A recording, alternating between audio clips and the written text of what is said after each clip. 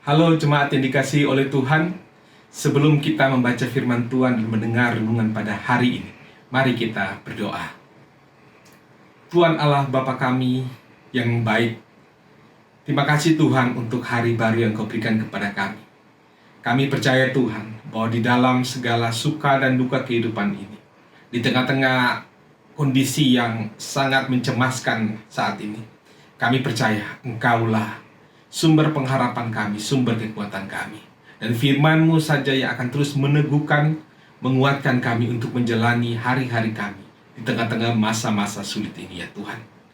Firman-Mu yang akan memberikan kepada kami kekuatannya Bapa. Berbicaralah Tuhan, karena kami telah siap untuk mendengarkannya. Di dalam nama Tuhan Yesus kami berdoa. Amin. Jemaat yang dikasihi oleh Tuhan, firman Tuhan hari ini terambil dari 1 Samuel pasal 21 ayat 1 hingga ayat ke-15. Saya memberi judul renungan pada saat ini, hidup di dalam pelarian. Kita akan belajar dari Daud yang di dalam kehidupannya, setelah diurapi oleh Samuel, ia lari. Hidup Daud senantiasa di dalam pelarian dari kejaran Saul. Setelah Daud diurapi oleh Samuel menjadi raja, Daud menghadapi musuh terberatnya, yaitu Saul. Dan Daud harus berlari untuk menyelamatkan dirinya. Di dalam 1 Samuel pasal 21 ayat 1 dan sampai 15, kita melihat Daud berada di Nob dan Daud di Gad. Di ayat pasal 21 ayat 1 diceritakan, sampailah Daud ke Nob kepada Ahimelek, imam itu. Dengan gemetar Ahimelek pergi menemui Daud dan berkata kepadanya, "Mengapa engkau seorang diri dan tidak ada seorang bersama-sama dengan engkau?" Ahimelek sang imam itu datang dan berjumpa dan bertanya kepada Daud, "Mengapa engkau seorang diri?" Lalu Daud akhirnya berbohong kepada Ahimelek bahwa ia diutus oleh Saul, yang tentu saja tidak. Daud sebenarnya sedang membutuhkan roti dan senjata. Lalu Daud pun akhirnya berpura-pura gila kepada Raja Akis di kota Gad, agar ia pun dapat bertahan hidup. Daud menyadari bahwa apa yang ia lakukan salah. Namun ia pun tidak banyak pilihan. Ia harus berbohong dan ia harus berpura-pura gila untuk mempertahankan kehidupan. Ketika Daud menyadari hal ini, Daud merefleksikan hal tersebut di dalam Mazmur 34 di ayat 13 dan 14. Daud berkata, "Siapakah orang yang menyukai hidup, yang mengingini umur panjang untuk menikmati yang baik? Jagalah lidahmu terhadap yang jahat dan bibirmu terhadap ucapan-ucapan yang menipu." Daud menyadari bahwa apa yang ia lakukan keliru.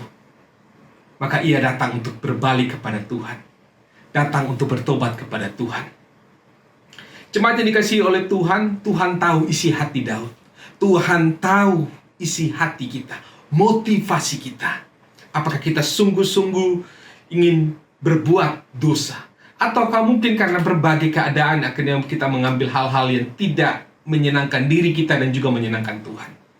Yang paling penting pada akhirnya adalah berbalik dan bertobat kepada Tuhan.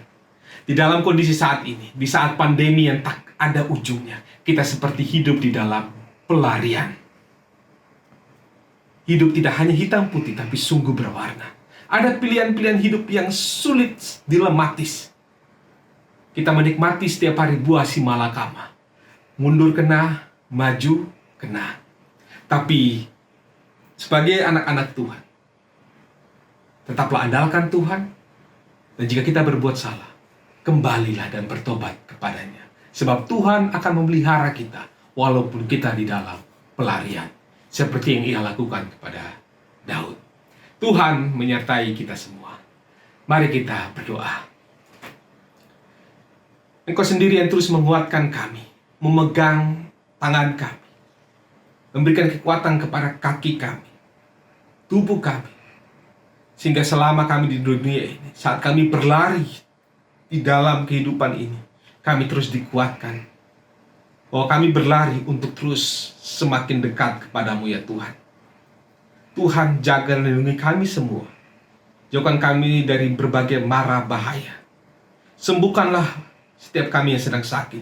Dan jagalah diri kami yang saat ini sedang menikmati masa-masa kesembuhan kami. Berkati kami ya Tuhan, berkati negara kami agar cepat pulih dari pandemi COVID-19 ini ya Tuhan. Sertai kami sepanjang hari ini, karena hanya di dalam Engkau saja kami dapat melalui hari-hari kami dengan baik. Di dalam nama Tuhan Yesus kami berdoa. Amin. Tuhan menyertai kita semua.